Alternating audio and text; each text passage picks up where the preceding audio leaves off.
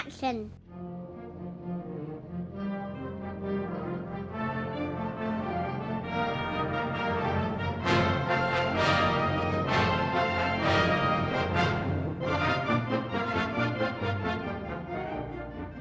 Your hospital needs you.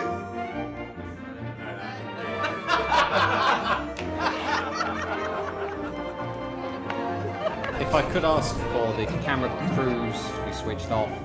Can I hear everything that is said? I have letters here from 180 GPs. We are frontline, first on scene for many people. We hold their hands, we save lives. Actually, we've seen leaked copies of memos which show that ministers were getting together with the Labour Party chairman and Labour Party officials to discuss what they described as a heat map. It is very much the Dunkirk spirit, but then again, Dunkirk, we won the day in the end, didn't we? Not just an unholy alliance of Labour, the Liberals and the Conservatives, but a holy alliance, because God is with us too. We always hear about in a war how the British people really gathered together and came together as a country.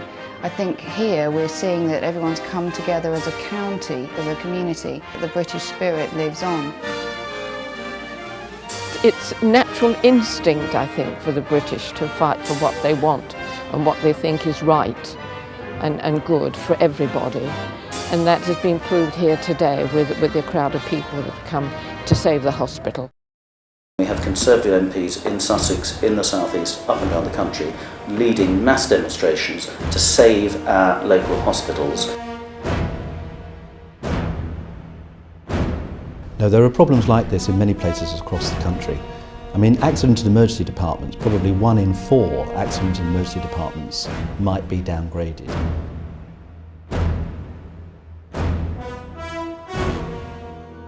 Fit for the future. And Mr. Winston, I want an honest answer. I will go as far as I need to demonstrate that all GPs in the whole of central Sussex fiercely and passionately oppose these proposed changes.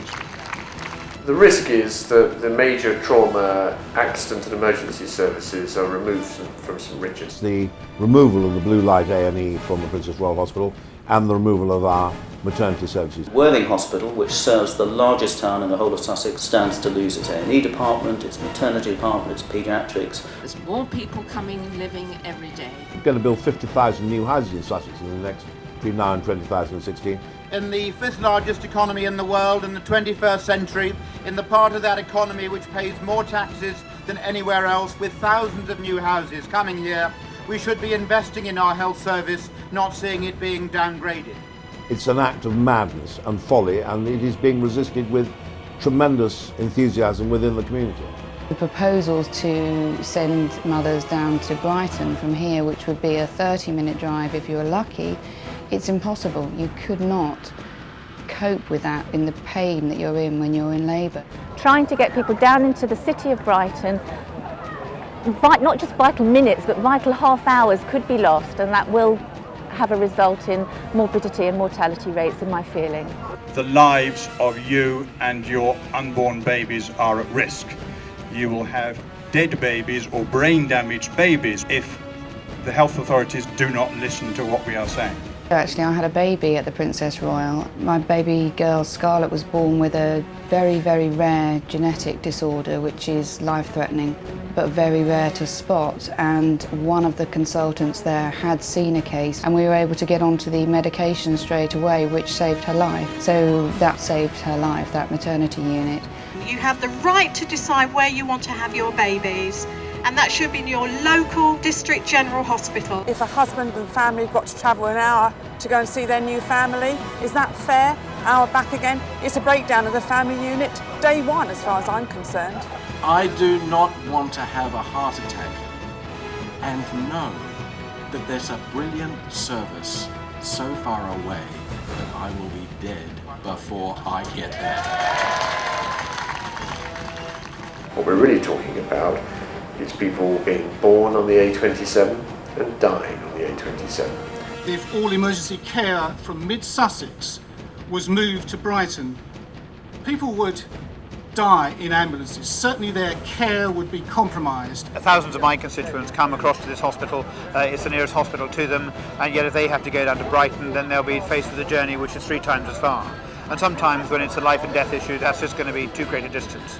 Can somebody tell me how it helps access for my constituents in Chailey, in Newark, to have to go to Brighton for a service they can get perfectly well here in Haywards Heath? Long ambulance journeys do not necessarily lead to more patient deaths.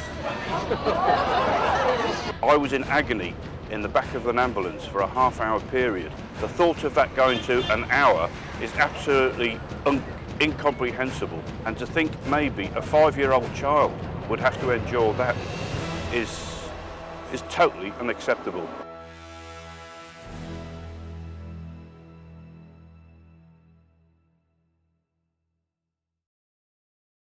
Well, you always think with these things, is it conspiracy or is it incompetence? I'm afraid in this case, it's some of both. £90 billion, record amounts of money going into the NHS, and yet we have record deficits, we have beds closing. How they could have accumulated a deficit when so much more money has been put in the NHS is another story. The decision to diminish the services of this hospital and possibly to eliminate the hospital altogether has been taken at government level. The big push for this is not the trust managers, it is actually coming from the Department of Health. What lies at the heart of this is that there are deficits which the government has said that the local health authorities have got to clear within a year. That means them taking fundamental decisions about cutting out major parts of the services that they provide in order that they can achieve those savings in such a short space of time. They're saying, well, we can't provide a complete A&E service, therefore we'll shut it down. Well, from the public's point of view, that is not the right answer.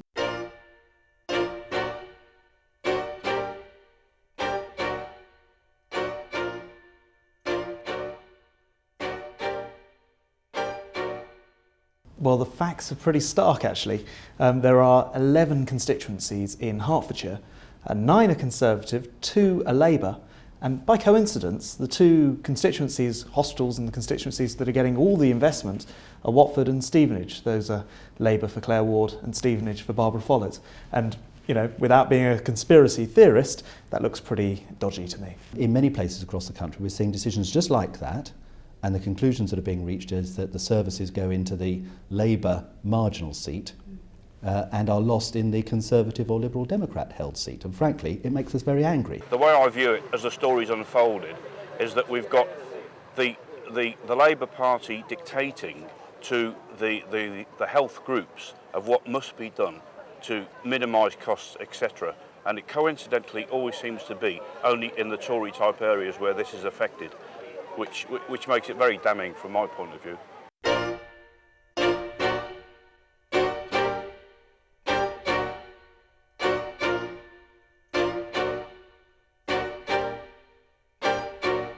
This was a huge bribe. This was a 550 million, over £500 million bribe to the electorate, which basically said, re-elect the Labour Member of Parliament, who happens to be on a marginal majority of just 1,200, and who is herself a health minister, and we will build you a shiny new super hospital, not just a acute or district general hospital, but a super hospital in Hatfield. It will include teaching, it will include cancer care, all these other incredible services. It will in fact be the hub of healthcare for Hertfordshire. What happens 18 months later? That Member of Parliament lost her seat, I defeated her, and the plan has just slipped further and further away, and people won't forget that they were pledged it by a government who were nervous of losing the seat, lost the seat and then took the pledge away. It's an extraordinary piece of gerrymandering. Nobody, in my opinion, sets out to be as crude as that, and if they do, they should be kicked out of office. I accuse the government publicly of bad faith. Why use politics against health? I think it's absolutely disgusting, despicable, so it is. To be using politics and risking people's lives. Do you know what I call it? Murder, in the first degree. I hope it will mean that we can get this government out and have a change. I say a pox on all the political parties. The health service and the population are much more important than any political party or government. The health of the people is the highest law. The health of the people is the highest law. We're going to send an enormous message to the government. They must listen to the concerns of ordinary people who are deeply angered and worried by these proposals. Well, here is a message for Gordon. Thousands of knowledgeable, well-informed people know that we must have proper maternity services at the Princess Royal Hospital, and we expect you to listen to that message and to act on our behalf. Let's send it to Gordon. Please save our maternity unit. Save our hospital, please! Save our hospital. Only you can do it. Save our hospital, please!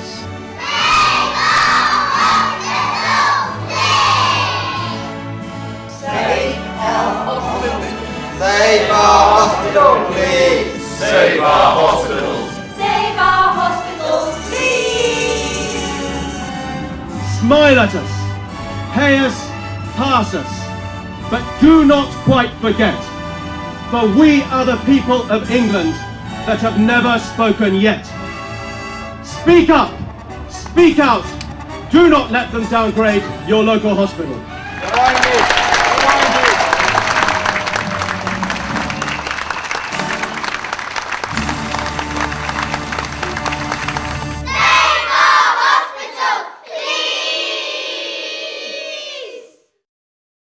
Thank you very much. And let's end with 3 cheers to the Princess Royal Hospital. Hip hip! Hooray!